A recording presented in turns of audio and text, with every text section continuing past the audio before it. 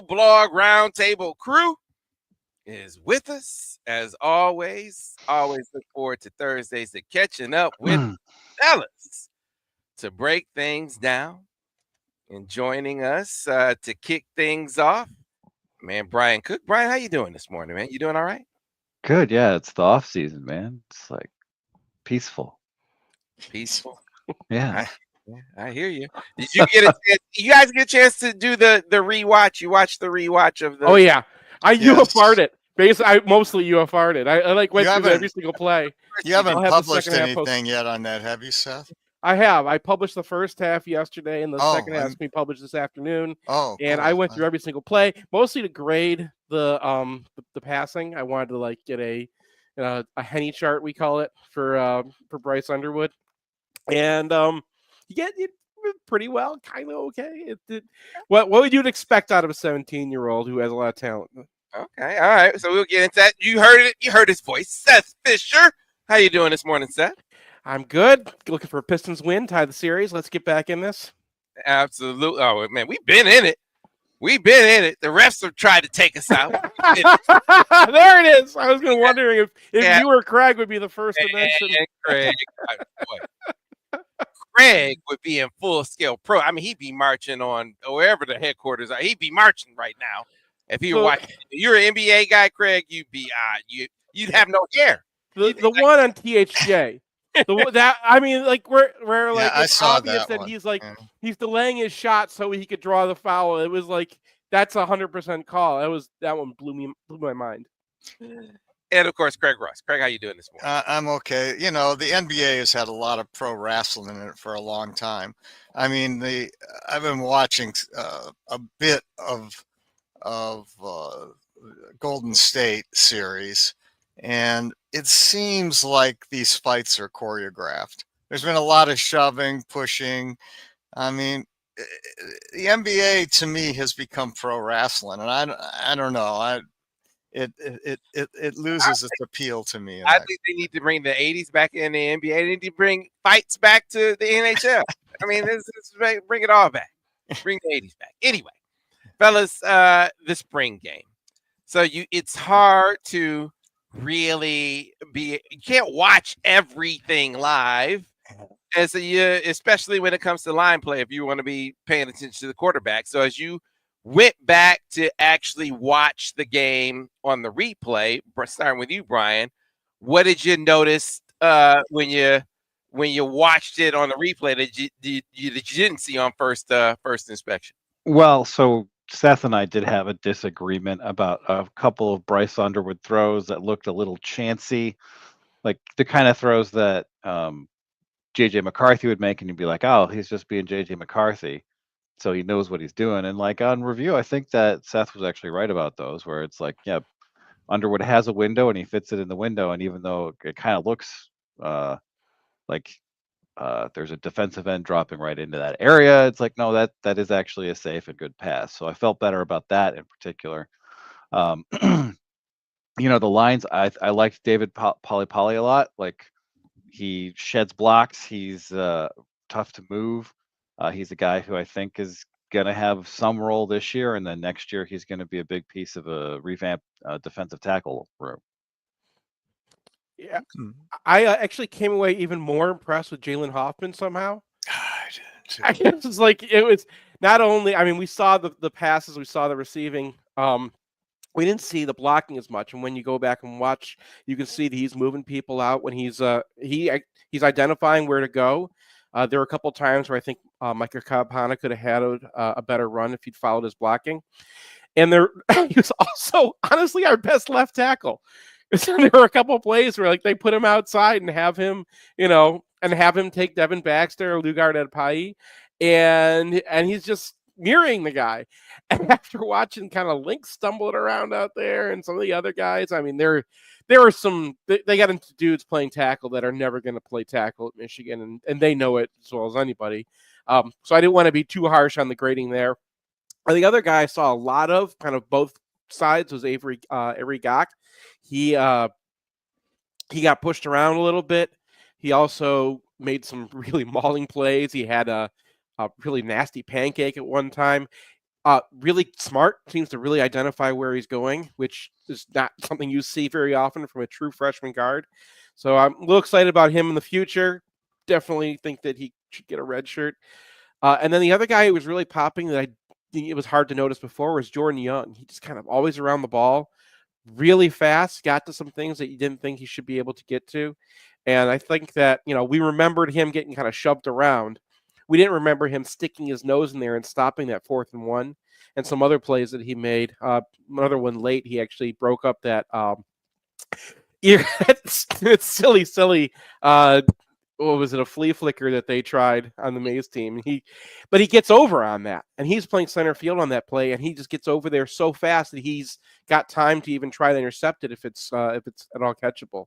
So I thought that he's going to be a really good player. My comp for him was Rod Moore, and I think I'm going to double down on that one. I think he's going to he's a real find this year, and I can see why Michigan was going so hard to flip him from Clemson. Yeah, I think for me, it's going to take me some time. I started going through the tape, but it's hard when you're doing offense and defense every play, and spring games are hard to discern because in any really good way, because A, you're playing against yourself, and B, you've got teams split up into pieces, and so sometimes, at least for me, I usually come away in the spring thinking the offense stunk and what are they going to do? And then that's usually an overreaction to the reality that offense takes more synergy perhaps than defense. I thought Underwood on the live was okay. On the replay, I thought he was better. He hit a couple of windows that I thought, wow, you really have to have a strong arm to get that ball into the window he got it into. He did miss some passes, but on the whole, I was pleased. Jalen Hoffman, the more I looked at him on the tape, the more I thought this guy's real. He's a couple of the catches he made were really good. He caught the ball with his hands, not his body. They weren't easy catches. And so I think he's going to be a part of the offense this coming year. Most of all, I was looking at offensive line, and I said last week dismayed live, but when I looked at it, I thought Sprague at right tackle looked okay. I mean, I don't know what you thought, Seth or Brian, but I thought Sprague looked okay. So live, I noticed that he and Phoebe. I did it again. He was also okay. Yeah, he was. I thought they were really moving guys out. Mm-hmm. So when I review, one of the things you're looking for, especially with a spring game, is who you're doing it to. Yeah. And a lot of times that was Bobby Conca, who's a true freshman. So I have to downgrade my excitement over how much those guys were moving people. But then they did it to Rayshon Benny, who I think that the last time I saw him moved out like that was Alabama in the Rose Bowl. Like, it did not happen at all last year. And, there were a couple of times when those guys were, or both of those guys were getting involved in doubles, and the other person in the double just didn't have to do anything, right? Like, I think there was a time that Caden Strayhorn was like, I'm just going to go move on to something else because you seem to have this, especially late when they were running a lot of duos. So I think Phoebe, he made a couple mistakes. He got bowled backwards a couple times into the pocket. So I can see why they're not just ready to give him the job. There are some glaring errors in there. But, compared to what Michigan was getting out of their offensive line last year, it's really not any different. Like, he was playing as well as Preeb. I think that I would put him on that level. And that's, I think Al-Hadi looked great for a moment he was in there. But, to have that kind of depth, and I know that they're not going to assign the job to him right now, but I'm really excited where he's going. And Sprague is all things pointed up. It was just more good play from him. So what about left tackle? What did you guys think about that? I mean, yeah, that's where I was. Go ahead. Yeah, I mean, listen, it was clear coming out of there that there's an issue there. I guess of the issues there, who looked the best of the guys, knowing that no one looked good, who looked the best of the guys that Jalen Hoffman. I mean, like it's like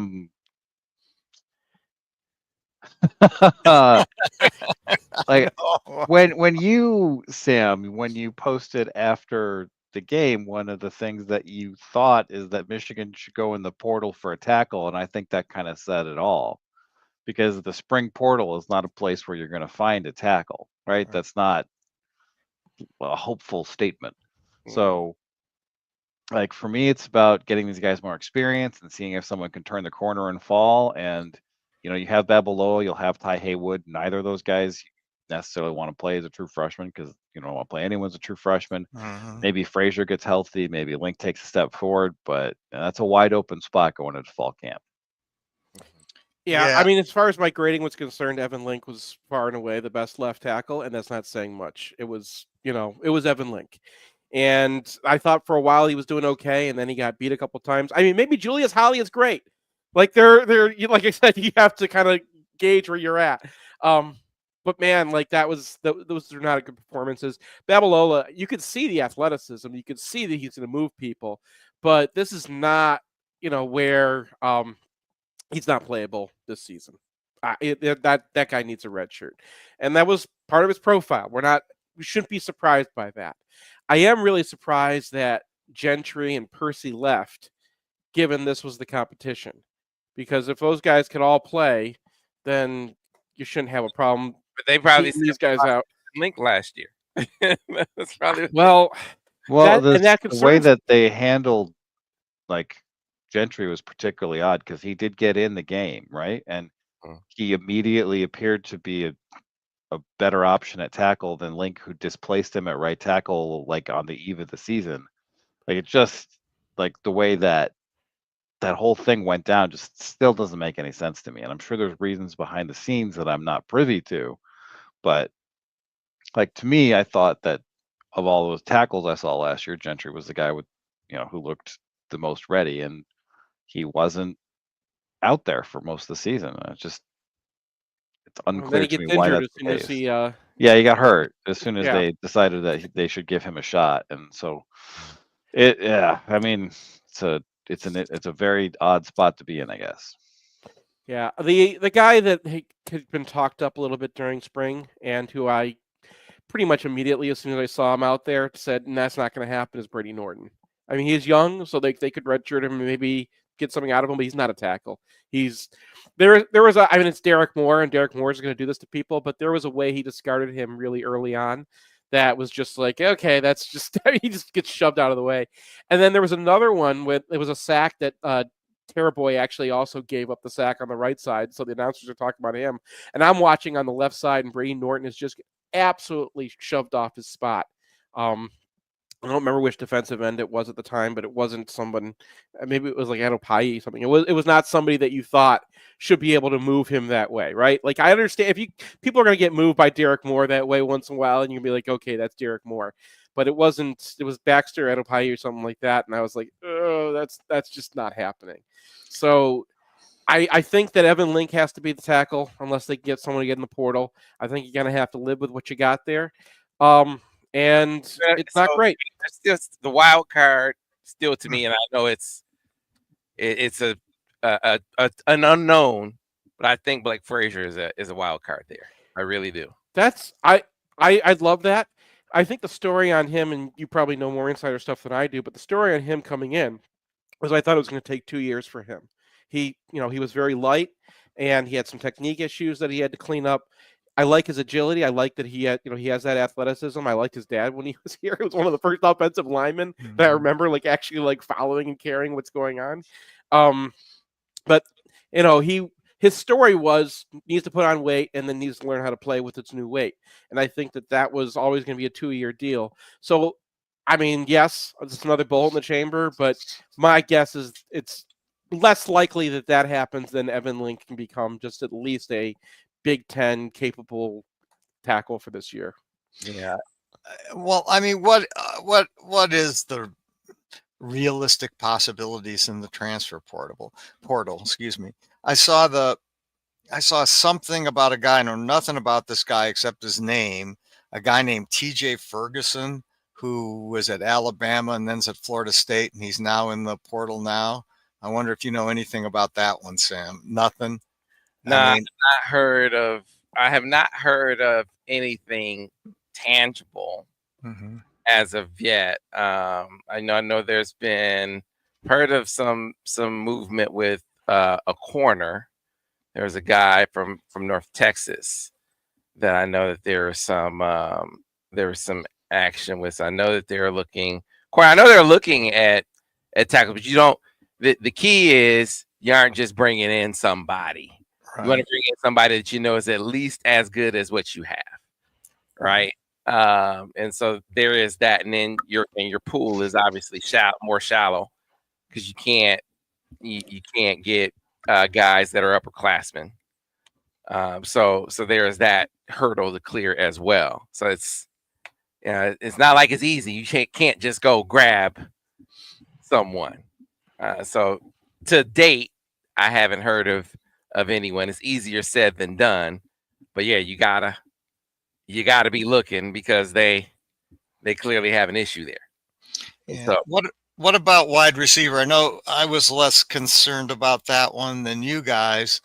I mean, there's a guy, I think he was at Wisconsin last year, Hamper, had 48 catches at Wisconsin. There's been some rumor that Michigan is looking at him. I mean, I'm not as concerned about wide receiver, especially after seeing this would be surprised. Hoffman play. I'd be totally surprised if Michigan did anything at receiver in the portal. You'd be surprised? It would be. Yeah, it would I be. too. So what I can glean from talking to people is that their thought process as far as portal and receiver is concerned is they've gotten what they can get from the portal as far as caliber of receiver is concerned. Like they've hit the ceiling, and until they show something on the field, they aren't going to be able to bust past that ceiling.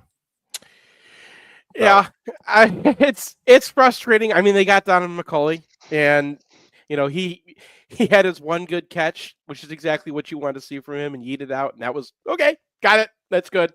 I understand what that guy is. I guess Bell is hurt. We didn't see him play at all in the spring game. I don't know if he's this year would have been like the year that he would have been plausible. I have a lot of bullets, but man, there were a lot of opportunities that receivers didn't make. A couple times the quarterbacks missed their guys. They could have had a good win touchdown in this game, but but you can't expect Jamar Browder to be something as a true freshman, right? Like he's got some technique issues. You can see it. You can see that guy can play. It looks like they have a find there. Goodwin seems like a good third or fourth receiver, right? Like that's a guy but if you're talking about him as your second receiver, Fred Moore, he didn't really play that much. He had one drop in this game. We've seen plenty of him. I think your best chance of having a good second receiver is Fred Moore takes that next step. And you got him and McCulley, and then you got to use your tight ends. Marlon Klein can move. So I think McCulley is clearly your number one guy. He's a guy that's going to be able to get your 50-50 balls. So the guy that Bryce is going to be able to throw it to, and hey, I need you to be a make it right guy. The closest thing that he's going to have to that is going to be McCulley. At this point, who do you have other than that can maybe make some plays, maybe be a deep threat? You're hoping that Fred Moore can take a step, but I think Andrew Marsh is going to be a guy that can step up and over the course of the season develop into a freshman that is a reliable dude that can be a factor for them. Receiver, if there's a place where freshmen can impact, receiver is one of them. I think he's talented enough. And he came in as obviously in spring ball. I think he's going to be able to impact them. Of the returning guys who I'm most intrigued by, maybe even more so than Fred Moore, is Kendrick. You mentioned him missing the spring with the getting a little cleanup there. I just think his upside is very intriguing to me. Between his size and athleticism, sort of profile. He showed some flashes last spring, just wasn't able to be on the football field this spring. But I think that he's a guy that, I'm not saying that he's gonna definitely move past Fred, but I'm not ruling out that being a battle. I mean, I don't care. I don't care what the players care. I'm sure what number everyone is, but there's you need 4 or 5 guys who are going to be in that rotation, and I don't really care which one. I don't care if you throw a tight end in that list, Yeah, right? and don't forget somebody. And then you got Samaj, and I don't want to rule out Yeah. Samaj either. I mean, Samaj, he had one pass deep in this one where I thought he kind of could have adjusted to the ball, and it was maybe a little underthrown on him. And if he's going to do it, he has been open on a lot of plays. Like, he's not someone we just need to look at this spring game for, right? He's a guy who's been able to get open in the past and just not gotten the ball. So there could have been plays. You would have remembered a long touchdown pass to him in the Rose Bowl, but McCarthy didn't see it at the time, rolled out, and then he hit I think it was Khalil Mullings on that play, and everyone remembers that play for Mullings making the catch. But it was, there have been opportunities if the quarterbacks can hit that throw, and that's part of the story, right? Like you're saying, the receivers need to see it. Well, we need to see a quarterback who can get them the ball. Right. You're playing last year with Warren and Orgy, and they're not hitting the things that the receivers can do. So I don't know what a lot of these guys can do because I've only seen them on the field with Alex Orgy. Yeah, that's a really good point. Yeah, so I guess the key is they gotta maximize these guys, the receivers they have, if they're gonna get back into getting the 5-star guys, getting back into getting the 5-star receivers, because that's what everyone is clamoring for, right? Can you get back to getting the DPJs and the who are the 5-star wideouts that we saw them get in the past? The Dave Terrells and the Marquise Walkers and, those. I would take a Cornelius Johnson and a Roman Wilson right now, man. Like that. But again, I don't know if these guys aren't those guys. It's hard to say who they are given what we've seen from them. I think that Andrew Marsh can be that. Mm-hmm. I think Andrew Marsh can be that. Yeah, I think my comp for him was Roman. So that's the. I wonder what you guys, going back to perhaps what most people are interested in, back to the quarterback spot, and how do you see this playing out? I mean, at this point, I think you have to believe that Jordan Davis is probably unlikely as a starter, Jaden Davis, and probably the same for our starter from and so Davis Warren's injured. Davis Warren is not going to be able to. Right. Yeah, he got hurt so late in the year that I don't think he's going to even be back until October, November. Okay, so we're looking at pretty much an Underwood-Keene deal, and given at least the sort of shakiness, let's call it that, in the offensive line, aren't Bryce Underwood's legs going to be key to the season as much as anything? Isn't his ability to move around and perhaps freelance going to be important on this team? Well, yeah, but the thing is that this is not a team that this is not a program that has generally wanted to lean into that. Right. So it's always been kind of a sideshow, and that makes sense when you have JJ McCarthy and he's dinged up. But they were willing to run McCarthy much more when he was kind of like the second quarterback as a true freshman. So it's not like it's something that they're entirely opposed to, and it just kind of feels like it's hard for me to see the offense improving meaningfully if it's like just Bryce Underwood dropping back when it comes time to pass with that left tackle, right? So I think that's my. I mean, you gotta look at the situation, and you gotta be in some short yardage on third down. You gotta find ways to give Underwood the opportunity to hit some short passes. And to me, his legs are a fundamental component of that deal, just because he's big and strong and can move. Like the ability to, minimize that asset, this team doesn't have it. Like, 2023, yeah, they didn't have to run JJ very much, and they had big like goals that season that they didn't want to get ruined by a JJ injury. Right. And for this season, like I just think you want to ease Bryce Underwood in, and to ease Bryce Underwood in, didn't he rush for like 1,000 yards last year? Like this is a situation where it feels like the best thing for Underwood is to, take some carries and set yourself up on 3rd and 2. Yeah, it's about that third read, right? His first read's going to be, he's going to make his receiver reads, right? And then that third read can either be giving it to a receiver who's on a contested catch, and they don't really have that guy unless it's McCulley, or take off and see what you can get on your legs. And I think that's probably going to be a good. They also, one thing we saw in the spring game, and obviously you're not going to say, oh, the spring game offense is going to be their offense, right? But we did see them run a lot of RPOs, and it's that weird triple option thing where like it's, there's a screen option and there's a read option, but really neither one of those are options. You're just trying to run your play, and those are just keep them honest kind of looks, right? If there's one thing that I think is a definite sort of change with Chip Lindsey, is that Michigan is going to run more RPOs. Mm-hmm. There's just I could not quite figure out why they didn't do more of that last year, especially. But given the issues that they had, you would have thought that they would have kind of get it before when they were so beastly running the football, and they wanted to be able to control how they wanted to run the football, but they're fine. But last year, I felt like they should have had more RPO, and with Chip, they're going to RPO.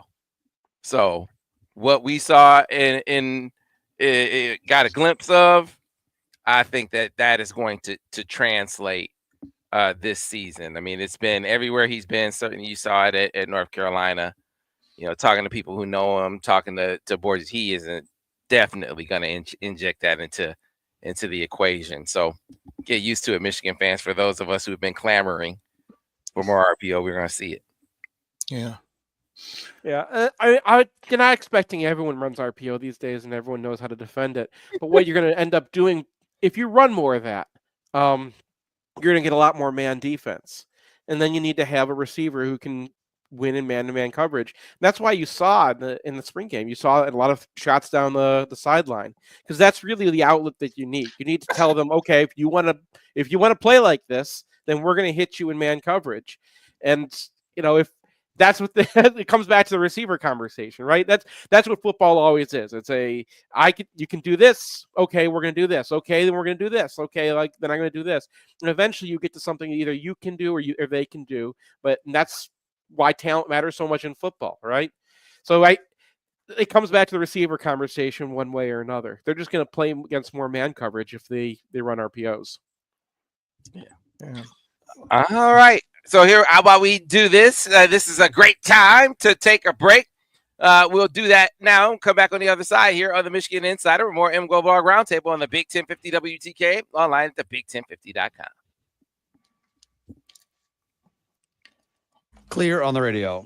Seth, did you listen to or look at any of Jake? Is that his name? Jake Guarnera? Guarnera? Yeah. Yeah. I mean, he actually was pretty decent. Made some big mistakes, but also got pushed around a little bit. But similar to Gak, he was like getting pushed around a little, and sometimes he made a really good play. Caden Strayhorn also, you can see the talent there, but oh my God, is he a freshman?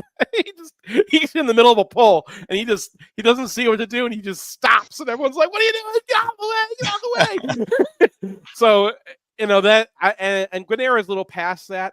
I didn't see anything that really is going to stand out and make him the number one center. Okay. I don't think there's any conversation about him being the number one center this year. I think that there would be a nuclear explosion from the current number one center if he gets passed again, after like the way his career has gone. So that's I'm not really expecting him to do it this year. Now next year, I think Guanera is probably going to be your starting center. The you got is it Gak or Gash? Yeah, What's- he doesn't how- care. He doesn't care. I've asked him. I asked, my mother-in-law asked me the other day because yeah, I've asked him. He doesn't care. He doesn't care. Gok Yeah.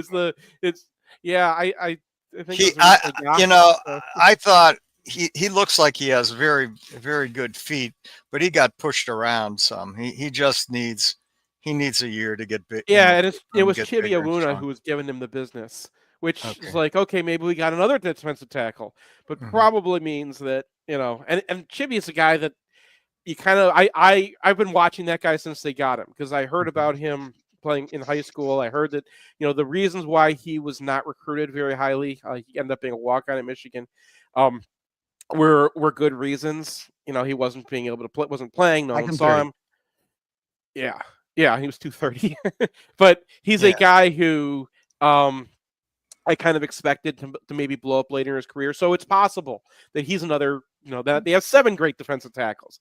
More likely that he was just, that's the level where Gok is right now. He's just not there yet, which is fine. He's a true freshman. And a lot of that's not necessarily about your strength. It's about, how you set and where your feet are at that moment and how well you're anticipating being hit. So Stand by, guys. We're about to come back here. Mhm. I'm not worried about a true freshman guard getting beat. Yeah, no, I hear you. And we are coming back on radio now in 5, 4, 3. And we are back, folks, here on the Michigan Insider. And Craig asked a question. It's Gatch. Avery Gatch. is how I pronounce it. Doesn't care. Is that Yeah. Dave gave me a pronunciation lesson Okay. on it. And so he said, yes, you wanted to give me, because I was calling him. Who told me it was Gak one time? I can't remember. All right. Who it was, but I'm telling Dave. I'm sorry. I'm telling the Temple right now because they are getting it wrong. no, it is Gatch. Very, very clear. Okay.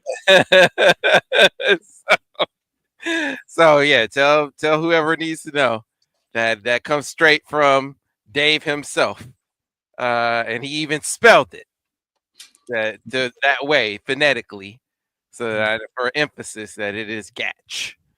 So, but at any rate, before we get back to the conversation, I want to let those of you who are on the market for a new vehicle know that if you need it, that our friends at Brighton Ford are there for you with great deals that cannot be beaten. Deals like the one on the 2025 Ford Bronco Big Bend, $459 a month, $3,500 down, or $593 a month with $500 down. Or how about the 2025 Ford Escape ST line, $241 a month, $3,500 down, or $331 a month with $500 down. And last but not least, the 2025 Ford F-150 XLT, $286 a month with $3,500 down, or $418 a month with $500 down. For those and other great deals, get on board with Brighton Ford.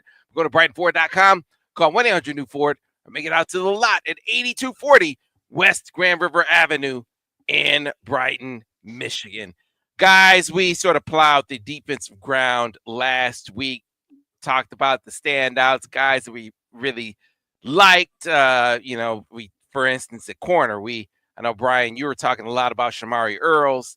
We expect that to be a freshman that plays a lot this year. I'm curious what you guys thought of JoJo, of Josiah Edmond, returning guy, a guy who I think they expect to really play or contend for a prominent role in that corner rotation. What did you think of his play upon closer inspection?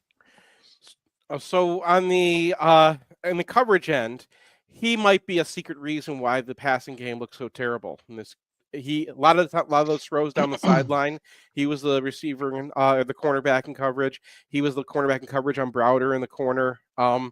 He was not necessarily like breaking it up, but he was always in phase. He's tall. He does not give you very much room to hit that. And I think that has even a psychological aspect when you're running next to him. When if you're a wide receiver and you see a guy you can body, you have a little bit more confidence. You see a guy who's the same size as you sticking with you, and you're like, all right, what am I going to do? He has as good of a shot at this as I do. He also one of the big Bryson Cusdall runs early on. Maybe no, that wasn't Cusdall. It was Haynes. One of those big breakouts was 100%. Originally, like live, I think we both thought it was Hillman because he was the safety in that one. No, it was the edge was very clearly Josiah Edmond, and he very clearly went way inside. Now that's one mistake, right? It was a glaring big mistake that you cannot make in this defense. It is like rule number 1 in this defense is do not give up that edge. But it's it's one play. Maybe like he saw that and he learned it and he's not going to do that again. But that was his spring game. I thought that he didn't make any highlight plays, but he was very consistently there in coverage. And when you talk, our receivers could not be very good, and maybe that's why, but it also could just mean that he can stick with anybody. And he's definitely a useful part this year. Yeah. His maturation is going to be important in the grand scheme of things. You have the Louisiana transfer. Why is his name? Man, I'm getting older. It's early in the morning. Anderson? I don't think he was playing. He didn't play. He didn't play because Yeah. he was banged up. He got banged up, but he'll be another factor in the mix. I think he had a hamstring. I can't believe they didn't give him number 12 because like now we have a tradition, right? Just have a new guy wearing number 12 every year. Right. So that's some more length, some more depth, but still clearly looking for some more length and help in the portal. That tells you something. I worry about the way the coaches talk about Jair Hill because every time I see him on the field, I'm like, okay, this guy can play. And I know, the double moves thing was last year, but I'm like, okay, he's had a while to work. He knows what to work on, and everyone's giving him the thing to work on. So, like, haven't we worked on this at this point? Like, why is this still an issue? If what, or are they slow playing us? Is this the thing they did? Do you remember when they were like, "Oh yeah, this David Long kid can't play"? He's tremendous. I think Jair is a tremendous physical talent. I think he's really progressing. I just think you guys got to keep pushing him. You got to keep pushing him. So it's I that's my guess that maybe they need to motivate him because as soon as like he starts hearing things, so don't hear. I mean, I think hear it from me. You're good. I think there's you got different challenges with different guys. He's just so naturally gifted. Mm-hmm. Like, when you got guys that have some guys who have such natural talent that it's it's different for different guys like that. They just some guys can just show up and do it. And to them, the concept of having to do. I'm not saying this is Jair. I'm just giving you an example. Why, if I can just do it, why do I have to do extra if I can just show up and do it? You know what I mean? So you might have to push a guy like that. Oh, I get that. Get more out of him. I get it. Yeah, I get it. I also, it starts making me concerned when I start hearing coaches still kind of not, being negative about him or having concerns about the same things we saw last year. Because it's like, okay, it seems like the conversation should have shifted by now. Coming out of this, I mean, the spring, do you guys have any concern on defense? I mean, you got like 6 tackles, you got a bunch of edge guys, you got at least 4 linebackers who look pretty good. Corner depth. It would be one. Because at the end of the day, I mean, you are talking about Zeke being a full-time corner. Mm-hmm. So that's still a transition, right? And so in terms of guys who have done it at a high level for a full season, we're still, it's still a bit of a journey there. Like that, Michigan doesn't have that. So I'm confident that they're going to be good there. but it's still a little bit of an unknown. So having as much depth there as you possibly can is something that you want to have. So they got some really good options, but you want another piece there if you can have it, especially given what we just talked about with Jair and having some of the inconsistency that you saw with him last season. So there's that. And then there's the question, what exactly will you have with Rod when he comes back? I think they've done a good job of fortifying the position, but Rod's a question mark. What do you have with Jaden Mangum when he comes back? That's a question mark. So you got a lot of pieces, a lot of good options, but you have some pieces and / options that haven't played football in a while. So you assume they're going to work out, but they haven't been on the field in such a long time that exactly what you're going to get from them is a little bit of a question. Yeah, they've fortified, like you said, they backed themselves up, right? So TJ Metcalf, he's a guy you can go out, you can put that guy out there and he can play. But your best defense is going to be able to use a lot of different players, and be able to use Mason Curtis in interesting ways instead of just having him play straight up safety. So I think that's going to be the big question with Rob Moore back. Will that allow them to use Mason Curtis as this like big nickel position, which I know is part of the Ravens program, and they never really had a guy except for like in 2021 they were using Michael Barrett there. But that they haven't really had the opportunity to use that. And Wink last year tried to do it with Quentin Johnson and just didn't work because he's so small. But they are going to experience with that, and they're going to try that again. And I'm interested to see what they got in Tevis Metcalf, because I saw him moving around first. I didn't realize I thought that was TJ I was looking at. And then I'm like, oh no, 24 is the younger brother. He can move really well. He seems to have a really good idea where he's at. Seems to be kind of a nickel, and I expect that's where they're going to play him. But he's got a little bit of that singer still in him, where like he just has an idea of where it's going and gets there faster than you think he's going to. So I'm kind of intrigued to see what happens with him, and if he factors in even this year, where originally I was just like, okay, redshirt that guy and see what you got in the future. I'm a little bit more. I think this spring game showed that he can give you something this year.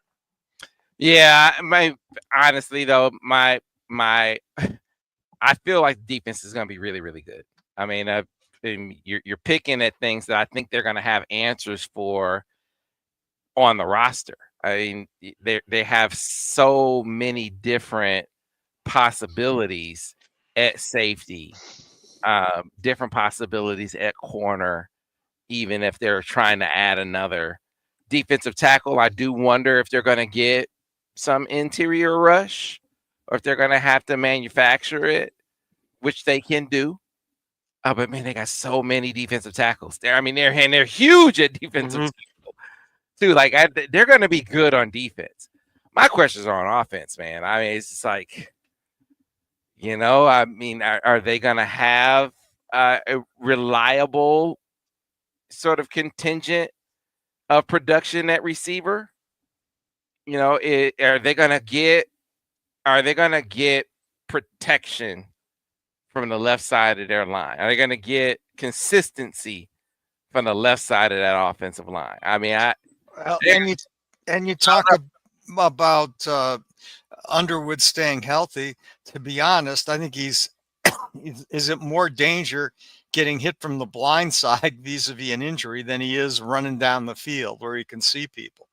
And so, yeah, I'm with you, Sam. I mean, tell me that even if the run blocking isn't great on the left side, on the left tackle spot, even if it's just okay, tell me that he can protect our quarterback. And I'm saying, all right, this could be a really good team this year. But right now, that's sort of an unknown. Not the first team who ever had left tackle problems. No. So, you can give them some tight end help. You can run the ball better. Yeah. You can pull guys over there and run play action. Mm-hmm. There's a lot of things that you do to mitigate that to the point where you can go and play a football game.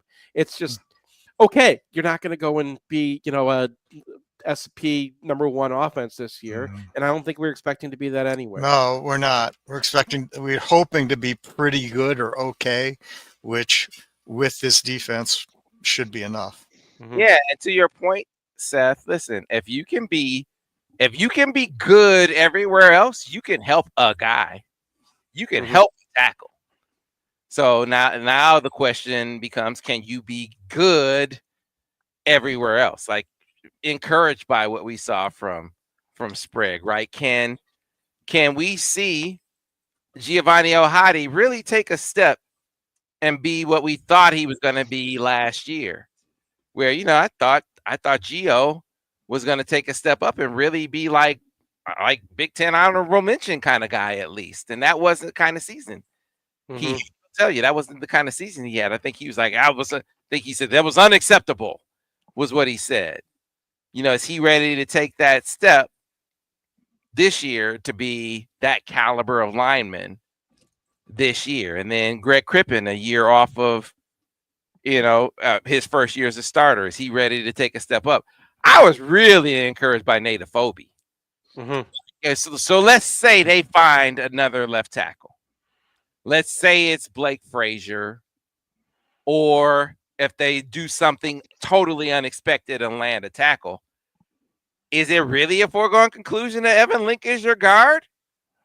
I'm not sure. I mean, I like what we saw from Nate Afobe. To me, that would be a battle. I wouldn't say that. I know Link has some starts under his belt, but I say you got to duke that out, because I like the physicality that we saw from Nate Afobe. Yeah, Afobe's got that ceiling. Keep in mind, Hatar's coming in too, so they're going to have somebody else to compete at right guard as well. Yeah. Yep. But yeah, I mean, I can see why that's a battle. I think Afobe has definitely put himself in that battle. I see him as a low floor, high ceiling guy for this season. So, hey, if it's working, let's do it. Like I said, when I went back and watched the tape, it just one time it was against Benny. Hey, woo, that's something, right? Second time and third time and fourth time it's against Bobby Conka, and it's like, okay, true freshman defensive tackle. Let's pump the brakes. Yeah.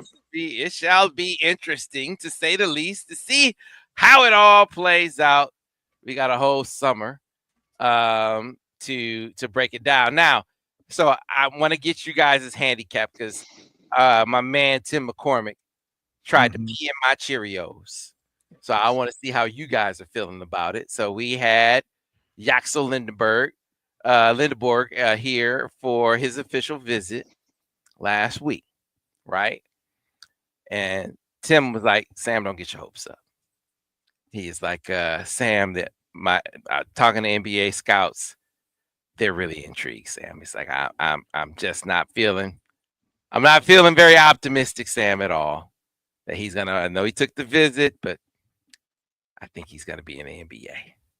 I said, Tim, I mean, he's taking pictures with Dusty. He's doing these things, taking this visit. Like, Sam, don't get your hopes up. How you guys feeling about the Yaxel possibility? You feeling any better about the odds of Yaxel showing up in Ann Arbor next season? Right? Well, do any of us talk to NBA scouts? Maybe Brian does, but I don't. And Tim does. So, I mean, we said what 80%. He's going to the NBA. It'd be Well, nice. I mean, that's what he said, right? He told the local internet newspaper he's 80-20 going to the NBA, and if he got a guaranteed contract, which isn't just a first round pick, like you're looking at guys in the first 10 to 15 picks, the second round will get guaranteed no G League contract. So if he gets a team that's like, yeah, we'll pick you and we'll sign you and you'll be in an NBA roster next year, it seems like that's clearly the path he's going to take. And from what I've seen, pretty much every mock draft has him in that range. No mock draft has him at 51st or 55th. Nah. Like worst case scenario, you're looking at like 35, 36, 38. And those are usually guaranteed contract spots right now. So unless Michigan is able to change his opinion, he did take a visit, and maybe he hit it off with Dusty, and maybe he went to Frida Petitos, and he's like, I don't need to go to the NBA for a year. I mean, that could have happened, but I think that's what's. I think I saw him there. Like, there's going to be an NBA team that's like, we will sign you next year, and he's either going to have to change his mind from that previous article, or he's going to be in the league. Yeah, I don't. If Tim says that don't get your hopes up, I think what he's telling you is don't get your hopes up that he's probably going to be in the NBA. And as far as I can tell, Michigan's really active with other big guys. European guys, at least two of them, a German guy and I think a Slovenian guy. Well, And- that doesn't necessarily reflect at all on Yaxel, because the German guy in No. particular is not a guy you're going to play next year.